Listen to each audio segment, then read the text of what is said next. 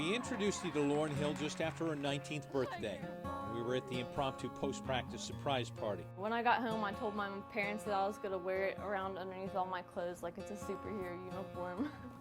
Days like this. Because it just reminds me of being strong.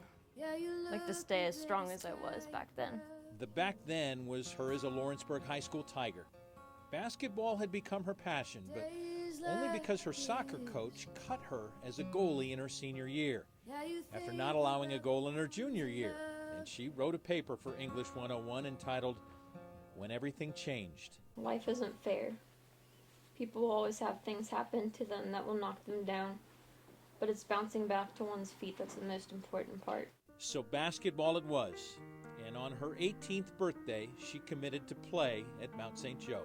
And I was like, man, I gotta make a memory. Like on my birthday, I gotta make a good memory that I can go back and remember. And I decided that that was the night I was gonna call the coach and confirm that I was coming to the Mount to play. The terminal diagnosis followed 49 days later. DIPG, diffused intrinsic pontine glioma. Number 22 was given 2 years maximum to live. When everything changed. In the brain, but not in the heart. Motto is never give up. Not that she ever did before, so I wouldn't imagine that it would change it now. It hadn't changed much, but she's still never giving up. I never for a second thought about sitting down and like just not living life anymore. And live she did, with purpose. Her doctor said she could be the face of DIPG, a cancer that usually strikes children between 5 to 8. At first it didn't really make sense to her, but after one particularly passionate prayer session in January, it became clear that she needed to be the voice for the children who couldn't articulate the frustration and the futility that she was feeling. Because I was desperate, and I would ask God that, I didn't want to be another local story that disappeared, and I just became another statistic on a paper. And I prayed that God would keep me there, and if He kept me, I would do anything I could to be the voice for little kids. So Lauren began her journey, holding fundraisers and speaking out about the ravaging disease inside her head. But not many noticed until basketball season approached and a new MRI. I knew in the back of my mind that it had grown. What did she say?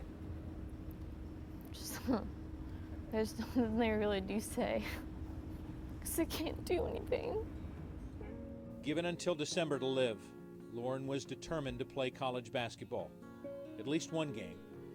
After Hiram College agreed to give up a home game and the NCAA granted an exemption, the game was moved to November 2nd. She's put her teammates first, she's put her family first.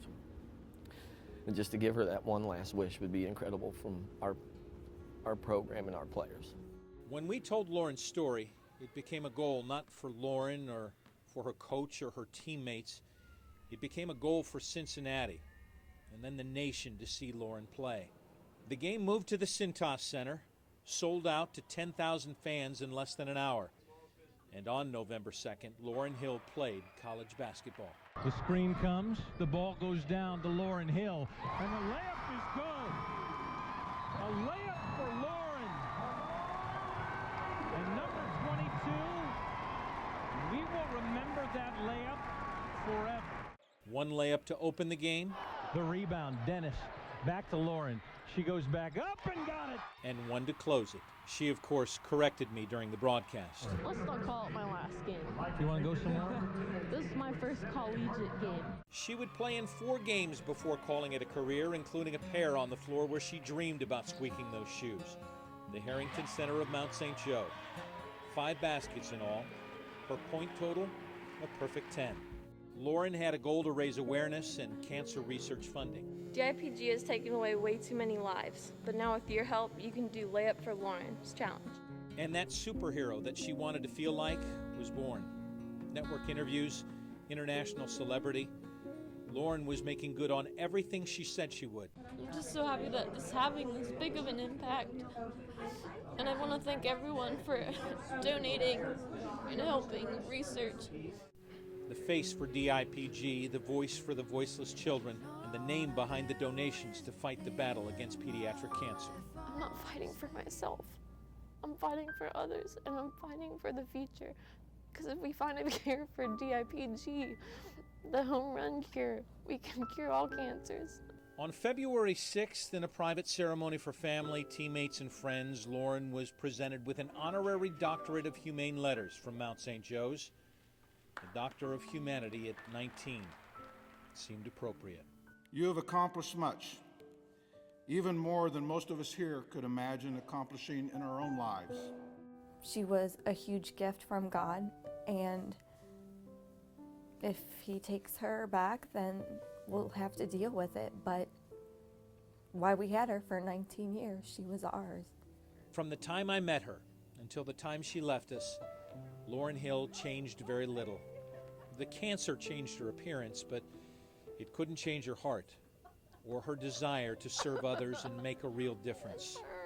She became my good friend, and I love her. When I leave, that's why I'm not scared. I'm scared for everybody else, like my family, and how they'll handle it. I know they'll be fine. Goodbye, 22. You were a hell of a player, and when you came along, that's when everything changed. Let's just absorb it in. Listen to him chant.